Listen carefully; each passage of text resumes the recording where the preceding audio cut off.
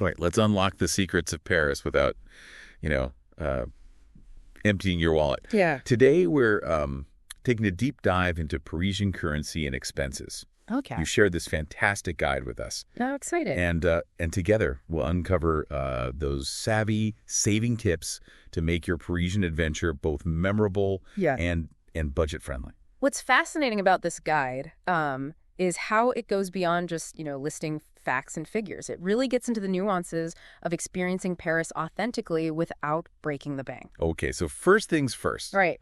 Let's talk about euros. Okay. I know the guide mentions all the different denominations, Mm-hmm. but what should we really be aware of when it comes to using cash in Paris? Well, you'll encounter the usual coins and banknotes, but one thing that stands out is the guide's mention of the 200 and 500 euro notes.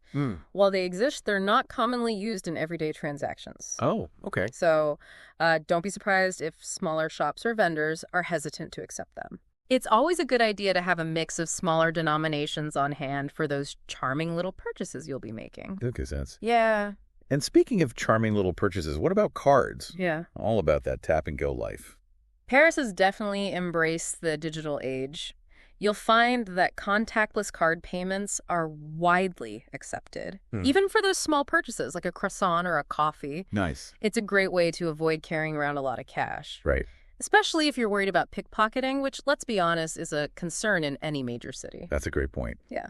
Now, before we get lost in daydreams of Parisian cafes, let's talk about something that can be a bit of a headache: exchange rates. Ah, yes. The ever-fluctuating exchange rates. Yeah. The guide provides some approximate rates as of today, March 11th. Okay. But remember, those are just, snapshots in time. Right. Before your trip and even during, it's essential to stay updated on the latest rates using reliable online resources like xe.com. It can literally save you money.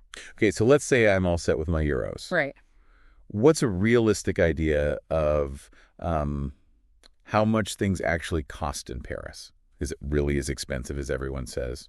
Paris does have a reputation for being a bit pricey, but I think this guide does a good job of, debunking some of those myths. It really depends on your travel style and priorities. Mm-hmm. They break down average costs for a mid-range traveler, but even that can vary quite a bit. Right. Yeah. Let's say I'm not looking for a luxury experience. Okay.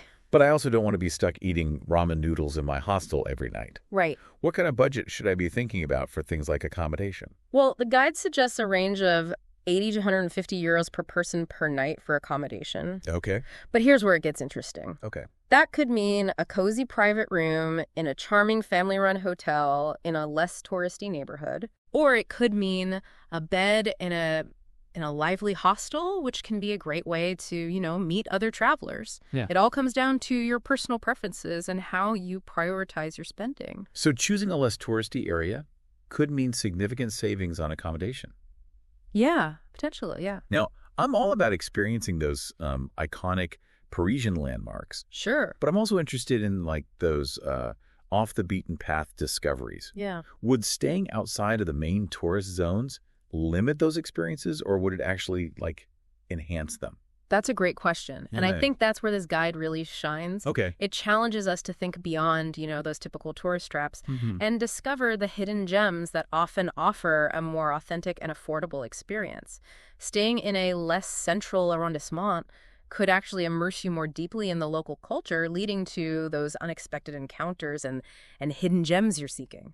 You've got me thinking about those delicious budget-friendly meals I could be having in those local spots. Yeah. Now, I'm guessing food is another big part of the budget, right? Absolutely. Yeah. The guide recommends budgeting around 30 to 60 euros per person per day for food and drinks. Okay. That's enough for a mix of, cafe visits, casual bistro meals, and maybe even a picnic or two with fresh ingredients from a local market. Picnic in a Parisian park. Yeah, Now, that sounds like a dream. it really is. Yeah. And speaking of dreams, remember those 200 and 500 euro notes we talked about? Oh, yeah. Well, imagine finding a hidden gem antique shop and stumbling upon a rare first edition of your favorite book. That might be a good time to have that larger denomination handy. It's all about balance and having the right currency for the right occasion. Right. I'm taking notes. Great. What about getting around? Is public transport a viable option in Paris, or will I be spending a fortune on taxis? Public transportation is a fantastic way to experience Paris, and the guide highlights how affordable it can be. We'll dive deeper into the specifics of those transportation options in the next part. Perfect. Yeah. This is already giving me a much clearer picture of what to expect in Paris. Good. So we've talked euros, we've touched on average costs, but what I'm really curious about are those insider tips. Mm-mm. You know, those strategies that can help me experience Paris without breaking the bank. This guide is full of them. It really is. And one of the simplest yet most effective strategies, in my opinion, is taking advantage of public transportation. Okay. Paris has an excellent metro and bus system that can get you just about anywhere you need to go.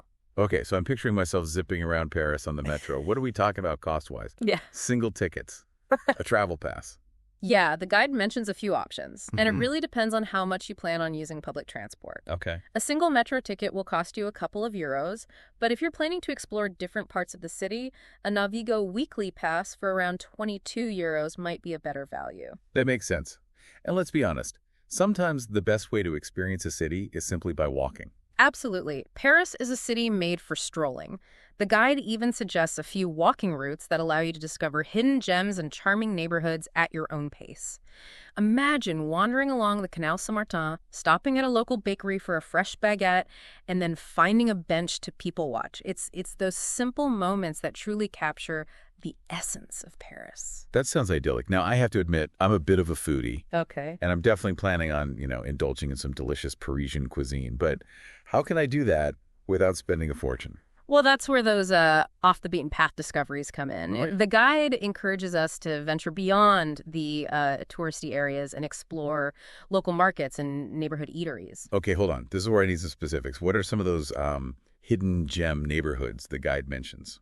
One that stood out to me was the Rue Mouffetard in the Latin Quarter. Okay. It's known for its vibrant market street with an abundance of fresh produce, cheeses, and local delicacies. Mm-hmm.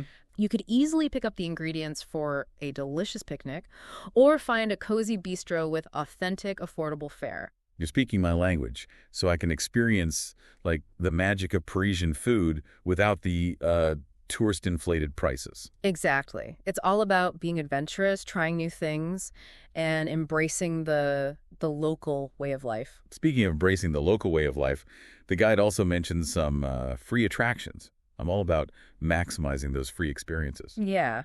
And you're in luck. Paris offers an abundance of free activities, from strolling along the Seine to admiring the iconic architecture to enjoying a picnic in one of its many beautiful parks. The guide even mentions free museum days. Right. Did I read that correctly? You did. Many museums, including the Louvre, offer free admission on the first Sunday of the month from October to March. It's a fantastic opportunity to experience some of the world's most renowned art and culture without spending a euro. All right, I'm marking that on my calendar right now. What else caught your eye in terms of budget-boosting strategies? One that I found particularly insightful is the suggestion to pack light. Now, this might seem like an odd tip to include in a guide about currency and expenses, but think about it. Okay, I'm thinking. Those checked baggage fees can add up quickly. Exactly. And it's not just about the money. Packing light allows you to move more freely, navigate public transportation with ease, and avoid the hassle of lugging around heavy suitcases. It's about simplifying your travel experience and focusing on what truly matters, immersing yourself in the Parisian culture and creating lasting memories. That's a great perspective. It's not about, depriving yourself. It's about prioritizing those experiences that will truly, enrich your trip. What else does the guide recommend in terms of maximizing those experiences? Well, it encourages us to embrace the art of serendipity. Paris is a city that rewards exploration, and some of the most memorable moments happen when you least expect them. So ditch the rigid itinerary and just wander. Exactly. Allow yourself to get lost in those charming side streets, stumble upon hidden courtyards, and engage with the locals. You never know what treasures you might uncover. Now, I'm someone who likes to do a bit of research and have a general plan. Yeah. But I also love the idea of leaving room for those spontaneous moments. Yeah. Does the guide offer any suggestions for striking that balance? One suggestion that stood out to me is to take advantage of free walking tours. Okay. It's a great way to get your bearings in a new city, learn about its history and culture, and discover hidden gems you might otherwise miss.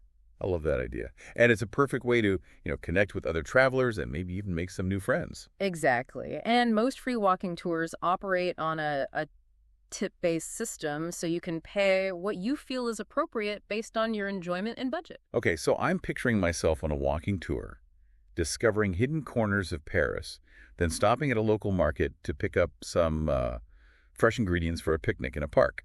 It's all starting to come together. And remember, it's not just about the activities themselves, it's about the mindset you bring to your travels. The guide encourages us to embrace a spirit of curiosity, openness, and a willingness to step outside our comfort zones. That's such an important point. It's not just about saving money, it's about enriching the entire travel experience. What else can we do to really immerse ourselves in the Parisian culture? One suggestion that might seem small but can make a big difference is to learn a few basic French phrases. I've been meaning to brush up on my French. Yeah. Even just knowing how to say hello, thank you, and please can go a long way in making a positive impression and showing respect for the local culture. Absolutely. It shows that you're making an effort to connect with the people and the culture, and it can often lead to more meaningful interactions. It's like you're saying, I see you, I appreciate you, and I'm making an effort. Precisely. And that kind of openness can lead to those magical moments that transform a trip into a truly unforgettable experience. This guide has given us so much to think about, not just in terms of practical tips, but also in terms of how we approach travel in general. It's a reminder that travel is not just about ticking off destinations. It's about embracing a journey of discovery, both within ourselves and the world around us. So as you plan your Parisian adventure, remember this. It's not about how much you spend. It's about how much you savor. It's about embracing the art of slow travel, immersing yourself in the local culture, and allowing yourself to be surprised by the magic that unfolds along the way. Imagine yourself strolling through the cobblestone streets of Montmartre, a warm croissant in hand, the scent of freshly brewed coffee in the air. You've mastered the art of experiencing Paris authentically and affordably, and you're filled with a sense of gratitude for the beauty and richness that surrounds you. That's the Paris we want you to discover. A city that's both enchanting and accessible. A place where dreams come true, no matter your budget. Bon voyage. So as we kind of wrap up our deep dive into Parisian currency and expenses, I'm curious, what's resonating with you most from this guide? What's striking that wanderlust and making you eager to, hop on a plane to Paris? What strikes me is how this guide goes beyond the typical budget travel tips. It's not just about pinching pennies. It's about shifting your perspective. Right. And embracing a different way of experiencing Paris. It's about uncovering, the soul of the city, right? Yeah. Not just checking off those must-see sites from a list. Exactly. It's about slowing down, savoring those simple pleasures, and connecting with the heart and soul of Paris. And it sounds like we can do all that without breaking the bank. Oh, absolutely. We've talked about, practical strategies like utilizing public transport, exploring less touristy areas, and taking advantage of free activities and museum days, but it goes deeper than that. Okay, I'm intrigued. What's the deeper message here? It's about embracing a mindset of resourcefulness and appreciation. It's about recognizing that the most enriching experiences often come from those unexpected encounters, those, moments of serendipity that happen when you're open to exploring beyond the well-trodden path. So it's less about sticking to a rigid itinerary and more about allowing yourself to wander and discover. Exactly. It's about being present in the moment, engaging with the locals, and embracing the unexpected twists and turns that make each journey unique. One thing that really struck me was the guide's emphasis on learning a few basic French phrases. Oh, yeah. Such a simple gesture, but it can make a world of difference in how you connect with the people and the culture. I completely agree. It demonstrates a respect for the local culture and a willingness to, engage beyond the superficial level. Even a simple bonjour or merci can open doors to unexpected conversations and connections. It's like you're saying, I see you, I appreciate you, and I'm making an effort. Precisely.